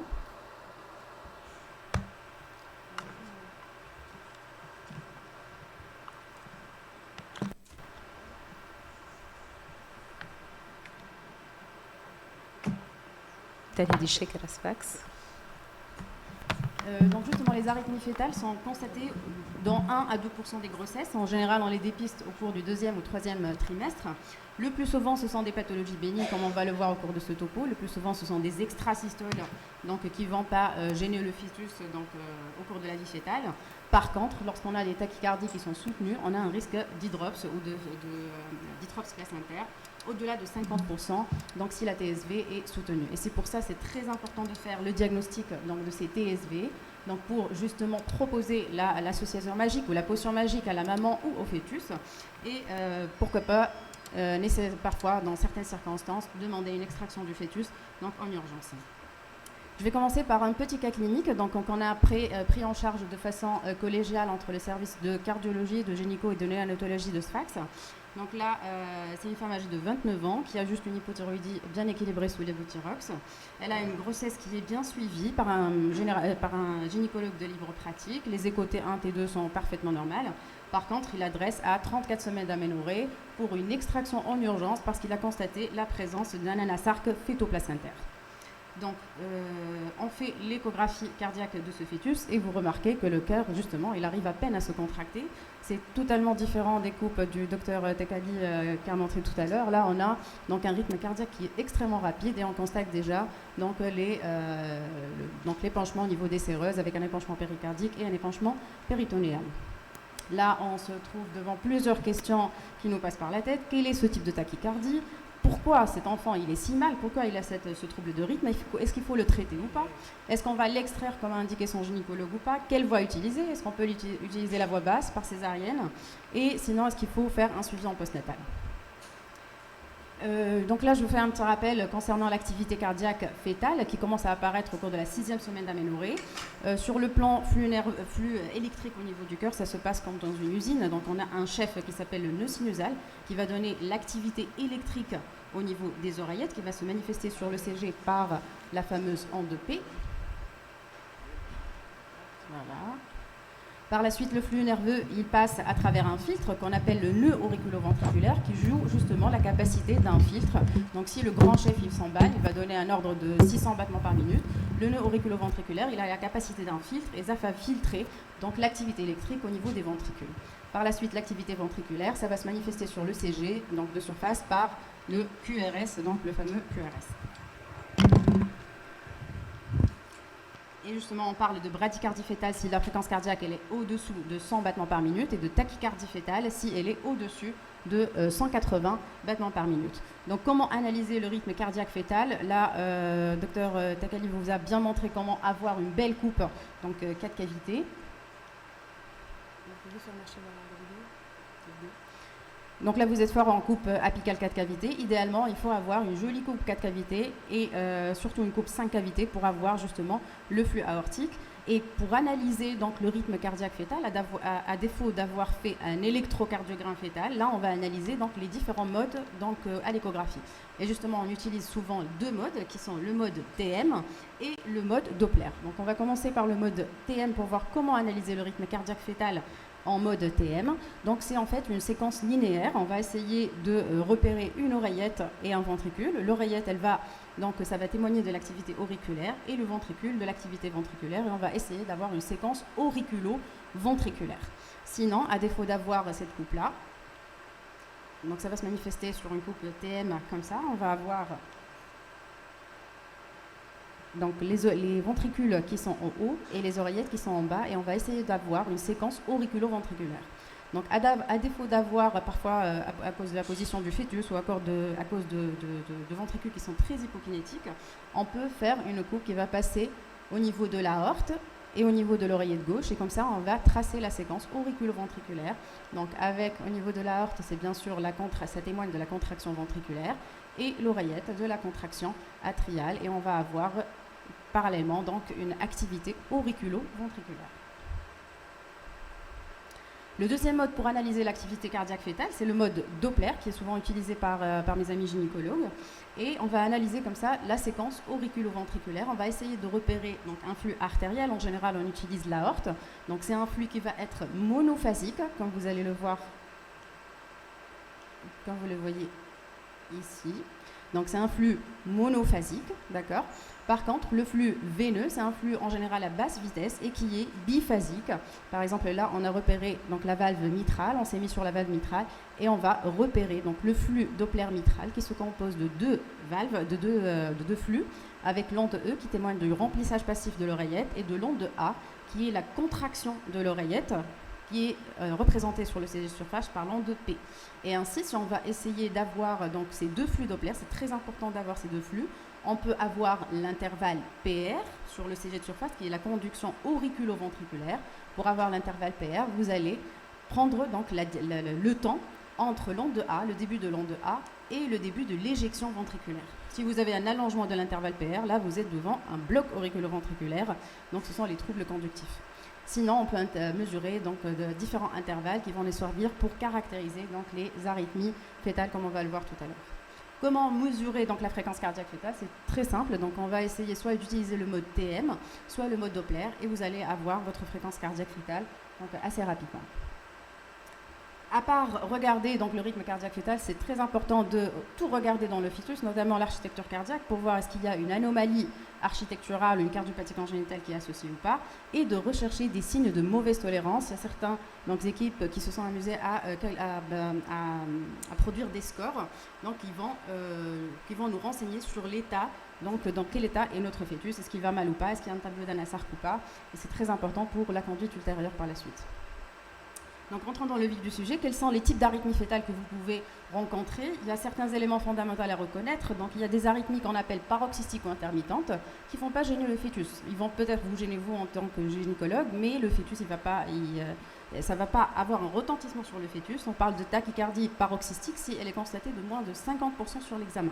Et en général, le risque de passage vers une tachycardie soutenue, il est de l'ordre de 0,5 à 1%. Donc, il faut surveiller la maman sans pour autant être très alarmant. On oppose cela aux tachycardies soutenues que vous allez avoir plus que 50% du moment de votre examen. Et là, il faut en général un traitement particulier. Les tachycardies peuvent être secondaires à une pathologie maternelle, comme on va le voir dans les tachycardies sinusales, ou un problème autonome propre au fœtus lui-même. Ces tachycardies, selon le siège, peuvent naître à l'étage supraventriculaire, ou on peut avoir très rarement chez le fœtus des tachycardies ventriculaires. Elles peuvent apparaître sur un cœur sain, mais elles peuvent cacher une cardiopathie sous-jacente. C'est pour ça qu'il faut bien regarder donc, l'architecture cardiaque et évaluer bien sûr la tolérance de l'enfant, parce qu'on peut avoir un tableau d'Anasarc jusqu'à 30 à 50% des tachycardies fœtales, surtout lorsqu'elles sont soutenues. Commençons par le trouble de rythme le plus fréquent, qui sont les extrasystoles. Les extrasystoles, c'est un battement qui naît de façon prématurée, que ce soit au niveau des oreillettes ou au niveau des ventricules, et qui va entraîner une irrégularité du rythme cardiaque fœtal. Le plus souvent, ce sont des tachycardies, des extrasystoles auriculaires qui sont 10 fois plus fréquentes que les extrasystoles ventriculaires. Ils apparaissent surtout en fin de grossesse. Ils n'ont pas de retentissement hémodynamique et c'est pour cela il faut juste surveiller l'enfant. Il y a un risque, comme je vous ai dit tout à l'heure, de passage à une tachycardie soutenue qui est inférieur à 1% des cas. Pour les extrasystoles ventriculaires, elles sont moins fréquentes que les extrasystoles auriculaires et on va les reconnaître par donc, un battement prématuré qui va naître au niveau des ventricules, qui n'est pas précédé par une activité auriculaire. Et vous allez utiliser soit le mode TM, soit le mode Doppler pour les reconnaître. Et en général, l'évolution postnatale, elle est tout à fait favorable. Donc, que faire si vous remarquez des extrasystoles chez la maman? Il faut justement rassurer la maman, essayer d'enlever tout ce qui est excitant, thé, café, chocolat, et plutôt surveiller pour voir le risque de passage à une tachycardie qui est soutenue. Donc on oppose ces extrasystoles aux tachycardies fœtales. C'est un truc qui est beaucoup plus sérieux. On peut avoir des tachycardies qui sont supraventriculaires, donc ils vont naître au niveau des oreillettes. Elles peuvent naître aussi au niveau de la jonction auriculo-ventriculaire.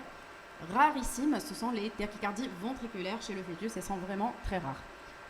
Donc si on essaie de voir l'ordre de fréquence des tachycardies chez les tachycardies fétales, le plus souvent ce sont les tachycardies, ce qu'on appelle les tachycardies jonctionnelles, qui vont naître au niveau du nœud auriculo-ventriculaire et qui représentent plus que 70% des tachycardies fétales. On peut avoir des tachycardies qui naissent au niveau de l'oreillette et rarement des tachycardies ventriculaires. Donc je vais essayer de vous donner les 4 types de tachycardie que vous allez voir le plus souvent chez le fœtus. Donc on va commencer par la tachycardie sinusale. Vous allez avoir un rythme cardiaque fœtal qui dépasse les 180, mais jamais supérieur à 200. Donc c'est une tachycardie qui reste pas très rapide. Et là, on va analyser donc la séquence auriculo-ventriculaire et vous allez avoir autant d'oreillettes que pour des ventricules. Là, vous voyez l'activité ventriculaire schématisée par le flux systolique en bas et l'activité des oreillettes qui est schématisée par le flux biphasique qui est l'activité sur le flux mitral. Et on a autant d'oreillettes que de ventricules. C'est une fréquence cardiaque qui est aux alentours de 185 battements par minute ici. C'est une tachycardie sinusale qui est secondaire à une cause maternelle. Ça peut être une thyrotoxicose, une infection, un SMV par exemple, une anémie ou une hypoxie maternelle. Et là, il faut juste traiter la cause, donc traiter la cause maternelle pour que tout rentre dans l'ordre. Pour les tachycardies supraventriculaires, donc 70% des tachycardies chez le fœtus, ce sont ce qu'on appelle des tachycardies jonctionnelles, c'est-à-dire qu'elles vont passer par le nœud auriculo-ventriculaire. 20 à 30% des tachycardies, c'est un flotteur fœtal, on va voir un exemple juste après, et rarement, ce sont des tachycardies atriales qui vont naître au niveau de l'oreillette. On va voir des exemples ensemble. Donc les tachycardies jonctionnelles, c'est quoi les tachycardies jonctionnelles? C'est en fait un circuit, ce qu'on appelle un circuit de réentrée, c'est-à-dire que le flux électrique au niveau du cœur, il va emprunter une voie accessoire qui peut être localisée soit au niveau du nœud auriculo-ventriculaire, soit dans une autre localisation, comme le faisceau de Kent dans le Wolff-Parkinson-White. Et comme ça, on va avoir le flux nerveux qui va descendre des oreillettes et des ventricules et qui va remonter vers les oreillettes pour entraîner un circuit de réentrée et activer de façon rétrograde donc les oreillettes. Et comme ça, comment vous allez faire, ça semble un peu compliqué sur le plan électrophysiologique, mais sur le plan électrique et surtout sur le plan échographique, c'est assez simple. Vous allez avoir des tachycardies en général avec autant d'oreillettes que de ventricules. Et la fréquence en général, elle est supérieure à 220 battements par minute et ça peut aller jusqu'à 340 battements par minute. C'est l'une des tachycardies fœtales les plus rapides. Donc si vous avez un rythme cardiaque fœtal qui est assez rapide, avec autant d'oreillettes que de ventricules, en général vous êtes devant une tachycardie jonctionnelle par un rythme réciproque qui est dû à cette réentrée. Le risque d'anasarque est non négligeable et ça peut aller jusqu'à 40%. Donc voilà ce que je viens de dire. Donc on va avoir un circuit de réentrée qui peut être localisé soit au niveau du nœud auriculo-ventriculaire, soit par une voie accessoire. Et on va voir justement sur des tachycardies qui vont commencer de façon brutale, avec autant d'oreillettes que de ventricules. Et la fin de ces tachycardies, en général, elle est brutale aussi. Donc un exemple de tachycardie par rythme réciproque, avec autant d'oreillettes que de ventricules et qui a cessé de façon spontanée et assez brutale. Concernant le flotteur auriculaire, là, c'est un circuit aussi de réentrée, mais qui n'est pas localisé au niveau du nœud auriculo-ventriculaire. C'est un circuit de réentrée qui est localisé au niveau de l'oreillette, et ça représente en général 20 à 30% des tachycardies fœtales. On dit que le flotteur apparaît uniquement à partir du 3e trimestre, c'est lorsque l'oreillette elle va prendre une taille assez conséquente. Et le diagnostic, comment vous allez faire le diagnostic sur le plan échographique? Là, vous allez avoir plus d'oreillettes que de ventricules, puisque c'est une tachycardie qui est née au niveau des oreillettes. D'accord ? Les fréquences en général ventriculaires sont plus basses. C'est une tachycardie qui est née au niveau des oreillettes. Le nœud auriculo-ventriculaire va jouer son rôle de filtre et comme ça, on va avoir des cadences ventriculaires qui sont plus basses, en général aux alentours de 200 ou 180 battements par minute. Une cardiopathie associée peut se voir dans 20% des cas, surtout l'anomalie d'Epstein à cause de la dilatation de l'oreillette. Et le risque d'anasarque existe aussi. Donc je vous montre un exemple de flotteur auriculaire. Donc on voit là l'activité des...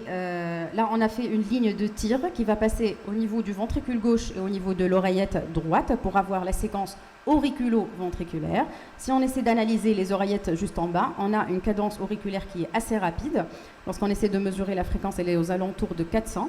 Et on voit ici la cadence ventriculaire qui est beaucoup plus basse, c'est aux alentours de 200, donc c'est en général la moitié de l'activité auriculaire. Et là, vous êtes devant un diagnostic de flotteur fœtal. Voilà l'activité auriculaire, l'activité ventriculaire qui est en général donc inférieure à 2 fois donc l'activité auriculaire. Enfin, on termine avec les tachycardies atriales chaotiques. C'est un phénomène c'est une tachycardie qui est assez rare, qui est caractérisée par une activité auriculaire qui est anarchique. Les ventricules sont en général moins rapides, aux alentours de 150 à 250 battements par minute. Donc si on essaie de résumer sur le plan pratique comment essayer de se repérer, il faut toujours essayer d'avoir une séquence oreillette-ventricule. D'accord ? Si vous avez autant d'oreillettes que de ventricules, avec une tachycardie qui est assez rapide, aux alentours de 220 ou 300, au-delà de 300 battements par minute, vous êtes devant un rythme jonctionnel réciproque. C'est la réentrée qui passe au niveau du nœud auriculo-ventriculaire ou par une voie accessoire. Si vous avez plus d'oreillettes que de ventricules, vous remarquez qu'il y a beaucoup plus d'activité atriale que d'activité ventriculaire. Si votre activité auriculaire est régulière et bien organisée, aux alentours de 400, avec une activité ventriculaire qui est la moitié, vous êtes devant un flotteur auriculaire. D'accord ?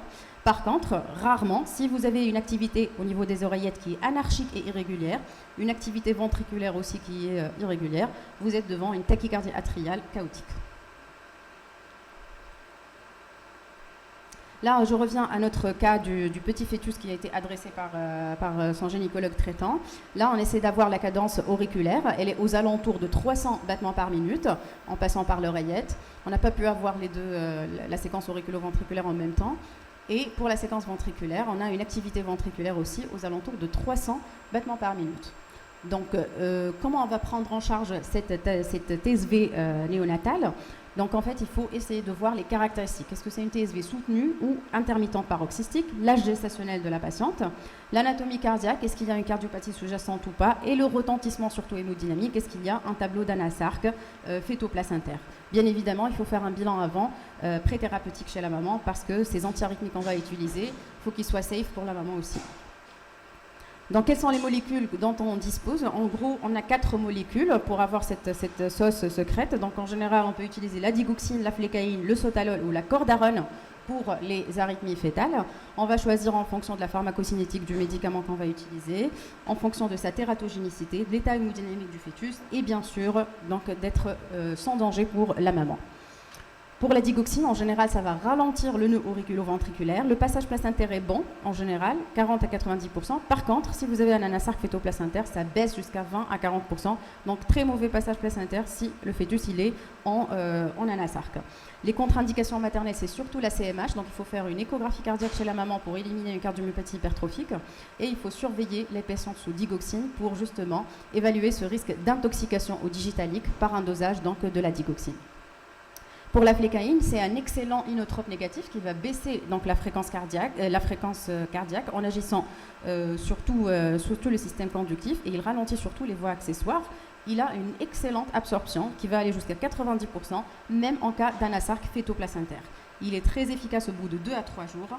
Par contre, il y a beaucoup d'interactions médicamenteuses. Nos amis anesthésistes ne l'aiment pas du tout. Et en général, il faut l'arrêter à 36 semaines d'aménorrhée parce que ça interfère avec les anesthésies qu'ils vont utiliser, surtout pour l'arachide. Le sotalol qui est un bêta-bloquant, ça va ralentir la conduction au niveau du nœud auriculo-ventriculaire et au niveau de la voie accessoire. Donc c'est un traitement qui est assez efficace, surtout en cas de flotte auriculaire. Par contre, nous, on ne l'aime pas beaucoup, les cardiologues, parce qu'il y a un risque d'allongement du QT avec un risque de torsade de pointe, surtout chez la maman. Et il y a un risque de tératogénicité qui est encore à démontrer. Enfin, la cordarone à utiliser vraiment en dernier recours parce qu'il y a beaucoup d'effets indésirables, que ce soit pour le fœtus et pour la maman. Le passage transplacentaire est très médiocre et c'est pour ça utiliser vraiment des fortes doses qui peuvent être toxiques pour l'enfant et pour la maman. Donc là, j'ai essayé de résumer sur ce tableau les différentes caractéristiques des 4 molécules que vous pouvez utiliser. Qu'est-ce qu'on utilise sur le plan pratique ? Traditionnellement, on préconisait d'utiliser la digoxine en premier recours. Si on a un anasarque fœto-placentaire, on va associer la flécaïne. Mais maintenant, vous allez voir plusieurs algorithmes qui sont proposés par différentes équipes et ça dépend vraiment des affinités des équipes. En général, si on a une TSV sans retentissement hémodynamique, donc on peut utiliser la digoxine seule. En l'absence de réduction, on peut associer la flécaïne. Par contre, si vous avez une TSV avec un tableau d'anasarque fœto-placentaire, si vous êtes à terme, il vaut mieux donc faire extraire l'enfant. Sinon, si on est loin du terme, il faut utiliser la flécaïne en premier recours parce qu'on a vu qu'il y a un excellent passage transplacentaire. La cordarone, c'est vraiment en dernier recours en cas de TSV résistante. Là, il y a plusieurs algorithmes qui sont proposés. Là, c'est l'algorithme qui est proposé par l'équipe de Necker et qui utilise justement, donc en cas d'anasarque fœto-placentaire, la flécaïne en premier recours. S'il s'agit d'un flotteur auriculaire, en cas de réduction du trouble de rythme J5, on peut même arrêter donc la flécaïne parce que le flotteur il répond très bien à la flécaïne. Si ça s'arrête, en général, ça ne récidive pas. Par contre, si vous êtes devant une TSV par réentrée, donc là, il faut continuer la flécaïne et faire un switch par la digoxine à 36 semaines d'aménorrhée. Comme on a dit sur le plan anesthésique, la flécaïne va déranger les anesthésistes.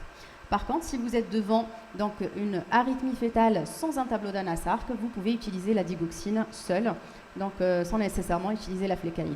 Donc il y a plusieurs algorithmes qui sont proposés. Là, par exemple, il y a un algorithme américain, là où on préfère plutôt l'utilisation du sotalol en premier recours. Ça dépend vraiment des équipes. L'équipe de Toulouse, ça ressemble un peu à l'équipe de Necker avec l'article de Yves Dulac et qui utilise en premier recours en cas d'Anasarc la flécaïne qui est plus ou moins associée à la digoxine. Et là, justement, je vous montre cette méta-analyse qui date de 2018 et qui a recensé plus de 500 patients et qui montre qu'effectivement, la flécaïne elle est plus efficace, que ce soit que sur le sotalol, sur la digoxine, et qu'on peut utiliser la flécaïne en premier recours, même en l'absence d'hydrops fétalis, avec une sécurité pour la maman et pour le fœtus. Bien évidemment, en mettant un traitement antiarythmique, il ne faut pas oublier de surveiller la maman. Pour la digoxine, il faut demander une digoxinémie à J5 parce qu'il y a un risque d'intoxication au digitalique qu'il faut guetter par la présence de ces signes digestifs. Si la maman elle a des nausées et des vomissements en fin de grossesse, c'est un peu suspect si elle a de la digoxine. Donc il faut demander la digoxinémie. Plus grave, ce sont les signes neurologiques avec justement des vertiges, des paresthésies. Donc il faut essayer de surveiller ces mamans et faire un interrogatoire assez précis. Pour la flécaïne, donc il faut faire un ECG avant et pendant le traitement par flécaïne. Si vous avez un allongement de la durée du QRS chez la maman de plus que 20%, on est obligé d'arrêter donc la flécaïne. Il y a plusieurs articles qui sont en train de voir le jour sur la réduction fétale des troubles de rythme par un overriding donc, du fœtus par voie transœsophagienne. Ça reste en cours de traitement, en cours d'évaluation. On n'a pas encore de données exactes sur l'efficacité et surtout la sécurité de ces traitements-là. Pour les tachycardies ventriculaires, c'est un rythme c'est un trouble de rythme qui est exceptionnel chez le fœtus. Le diagnostic en général très difficile et c'est souvent associé à une myocardite ou à une hypoxie myocardique, par exemple lors des tumeurs intracardiaques ou associées au QT lent, donc congénital. Revenons à notre petit qui avait la TSV. Donc on a retenu finalement le diagnostic d'une tachycardie réciproque par réentrée intranodale puisqu'on a la même activité auriculaire que l'activité ventriculaire. On a un enfant qui est en anasarc fœtoplacentaire. Donc là on a choisi la flécaïne en premier recours. Et donc la vidéo s'il vous plaît. Donc sur la vidéo, et on a une réduction du trouble de rythme avec une fréquence cardiaque, que ce soit sur le mode Doppler et sur le mode TM, qui est tout à fait normal. Donc grâce à la flécaïne, 3 comprimés par jour, tout est rentré dans l'ordre. Par contre, en posant des questions à la maman lors des différentes consultations, je remarque qu'elle a des paresthésies. Le CG en a un élargissement significatif de la durée du QRS.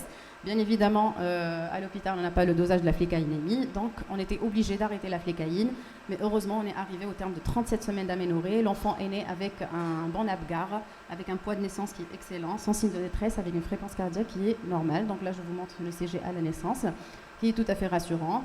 L'échographie à la naissance était tout à fait normale, avec une bonne fonction VG. Pourtant, il était en tachycardie soutenue pendant une bonne période de la vie fétale. Là, il a une excellente fonction ventriculaire gauche. Appel à H20 de vie, là on nous appelle pour une tachycardie, pour une TSV à 295 battements par minute, le bébé il va mal, donc c'est pour ça qu'il ne faut pas lâcher ses enfants dès qu'ils sont nés. Même s'ils sont nés, même si le trouble de rythme est rentré dans l'ordre, on a un risque de récidive, surtout au cours des 48 premières heures de vie. Là on a une TSV à 295 battements par minute, c'est une tachycardie par réentrée intranodale. Là on a utilisé la cordarone pour que tout puisse rentrer dans l'ordre. On a un rythme qui est régulier sinusal et l'holtère rythmique de contrôle à 1 mois ne montre pas de récidive. Donc on continue à suivre ces enfants pendant la première année de vie parce qu'il y a un risque de récidive, surtout au cours des la première année de vie. On a fini avec les arythmies fétales. Pour les bradycardies fétales, plus rares, c'est en général une cause secondaire. C'est essentiellement les BAV immunologiques chez les femmes porteuses d'un lupus érythémateux disséminé, ou les BAV qui sont associés à des cardiopathies congénitales, surtout dans le cadre des hétérotaxies ou des doubles discordances. Donc, comment on fait le diagnostic des troubles de conduction sur l'échographie? C'est fondamental de savoir mesurer l'intervalle PR. Et comme je vous ai montré, c'est essentiellement sur une coupe 5 cavités. On va essayer d'avoir le flux aortique qui est en haut et le flux mitral avec un flux qui est biphasique en bas. Et on va essayer de mesurer l'intervalle PR du début de l'onde A jusqu'à l'éjection systolique. Donc le BAV immunologique, comme je vous ai dit, c'est un BAV qui est dû au passage des anticorps anti-SSA, anti-SSB de la maman lupique à travers le placenta. Et il y a un risque, bien sûr, de BAV grade 3 chez le fœtus. Pour les cardiopathies qui sont associées au BAV, c'est surtout donc, le CAV complet, les doubles discordances ou encore l'isomérisme. Je passe rapidement. C'est l'utilisation des corticoïdes en cas pour les BAV chez les mamans lupiques. Plusieurs études n'ont pas montré d'efficacité. En général, c'est le pacing, donc à la naissance, s'il y a des signes de mauvaise tolérance du bloc auriculo-ventriculaire. Donc si on essaie de conclure, pour les arythmies fœtales, la clé c'est d'essayer d'analyser la séquence auriculo-ventriculaire sur le mode TM et sur le mode Doppler. La prise en charge, comme vous avez vu, c'est une prise en charge un peu à la carte, donc ça dépend de l'état du fœtus et ça dépend aussi des pratiques de l'équipe. Pour les bradycardies, il faut essayer de rechercher une cardiopathie congénitale sous-jacente parce que c'est vraiment associé surtout aux doubles discordances. Et je vous remercie pour votre attention. Merci beaucoup, Dr. Touri, pour ce bel exposé. Est-ce que vous avez des questions déjà dans la salle pour ces cas d'arythmie fœtale?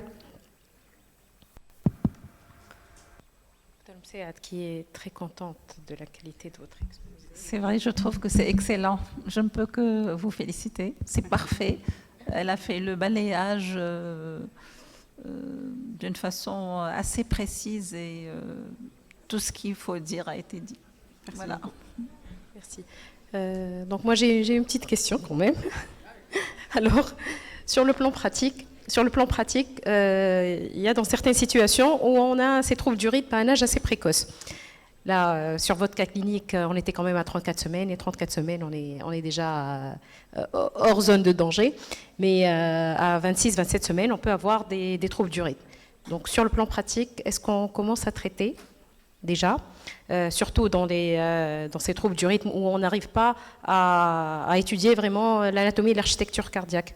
Donc est-ce qu'il faut réduire avant et faire l'étude après, et on va jusqu'à quel terme lorsqu'on est sur des termes précoces, et ça passe comment sur le plan pratique? Est-ce que c'est dans un milieu cardiologique? Est-ce qu'on peut donner un traitement avant?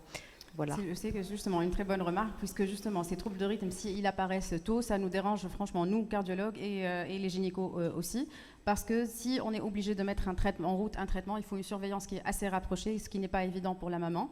En général, on ne les laisse pas en hospitalisation, mais on les revoit 2 fois par semaine. Donc, on essaie de les revoir en échographie, justement pour voir les signes de tolérance chez la maman et pour voir si le trouble de rythme se réduit ou pas. Pour le traiter ou pas, si ce sont des simples extrasystoles, on ne va pas traiter. Mais si c'est une tachycardie soutenue, là, il faut essayer de mettre en route un traitement. En cas de bonne tolérance, on utilise la digoxine en premier lieu. Malheureusement, le dosage de la digoxinémie à l'hôpital, c'est pas évident. En privé, on peut le faire. Mais il faut quand même essayer de doser la digoxinémie pour ne pas passer à côté d'intoxication digitalique chez la maman. Donc c'est un traitement vraiment à double tranchant, c'est assez efficace, mais il faut essayer de guetter les effets secondaires chez la maman. Donc en général, on ne les laisse pas en hospitalier, sauf en cas d'anasarque fœtoplacentaire, mais on essaie de les voir au moins 2 fois par semaine, donc en consultation cardiaque.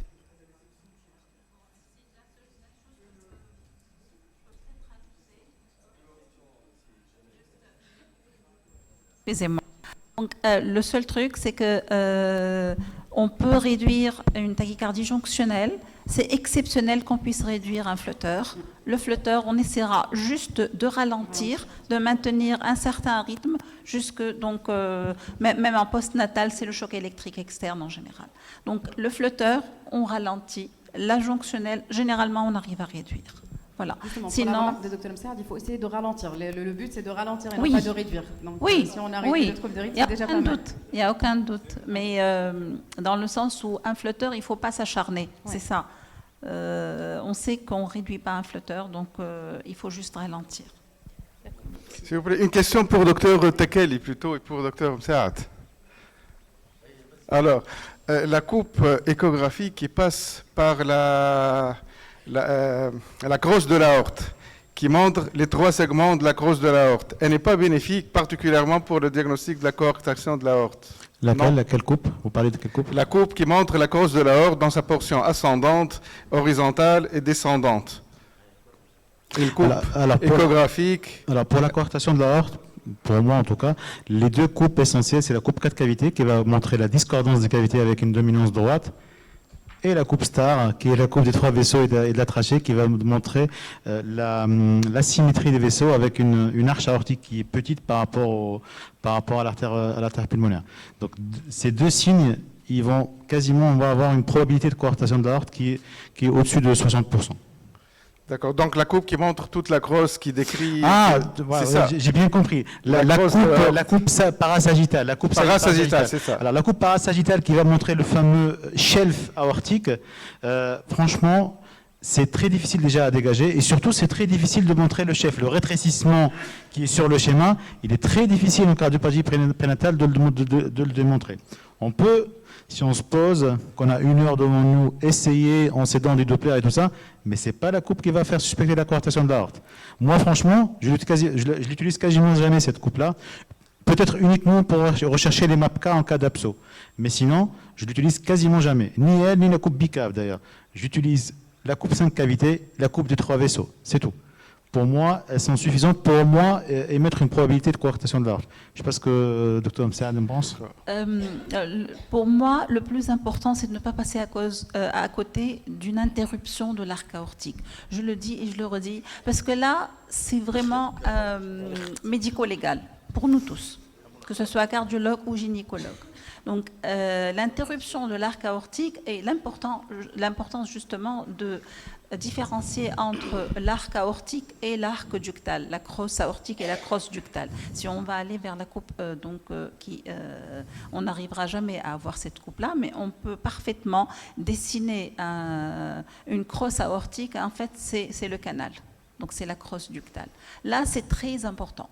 On ne doit pas passer à côté d'une interruption de l'arc aortique. C'est médico-légal. Il y a un pronostic vital de l'enfant, du nouveau-né. Pour la coarctation de l'aorte, quand elle est modérée, on a surtout des signes indirects.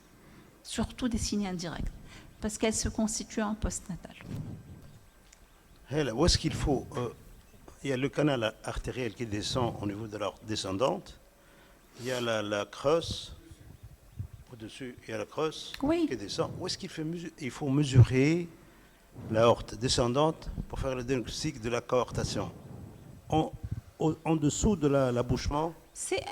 La coarctation, c'est en fait une striction isthmique. Mais l'isthme aortique, l'aorte horizontale, elle est diminuée de taille chez le fœtus, quel que soit, même s'il n'y a pas de coarctation, puisqu'elle est peu irriguée. Donc oui, mais où est-ce qu'il faut mesurer pour faire le diagnostic? On ne mesure pas. On ne mesure pas en anténatal. Comment tu fais le diagnostic de la coarctation? Je fais le diagnostic de la coarctation. Oui. Je me permets juste, quand on parle de coarctation, il faut toujours la faire précéder du mot probabilité. Oui, atmosphère de coarctation. Exactement. On parle d'atmosphère de coarctation. Exactement. Plus on a de signes, plus la probabilité est importante. On peut avoir une discordance des cavités, une petite aorte sur la 3 vaisseaux, mais le bébé il est normal après.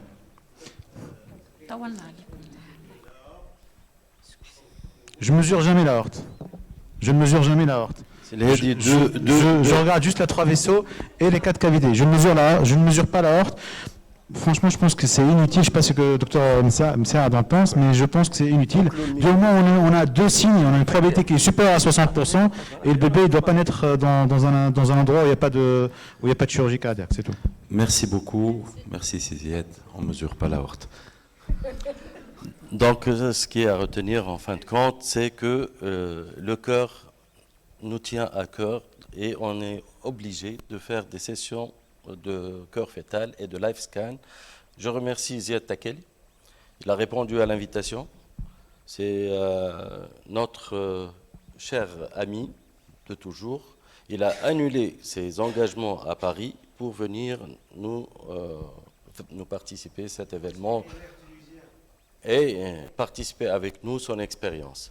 Je remercie aussi Rania Gargouri qui est ici présente, qui vient de rentrer hier de Genève, qui a accepté de participer pour la 2e année consécutive à cet événement. Je remercie les modérateurs, les conférenciers et l'assistance qui sont restés jusqu'à une heure tardive un dimanche avec un très beau temps et la fête, surtout la fête des mères qui nous attend tous pour fêter avec elle cette belle fête. Donc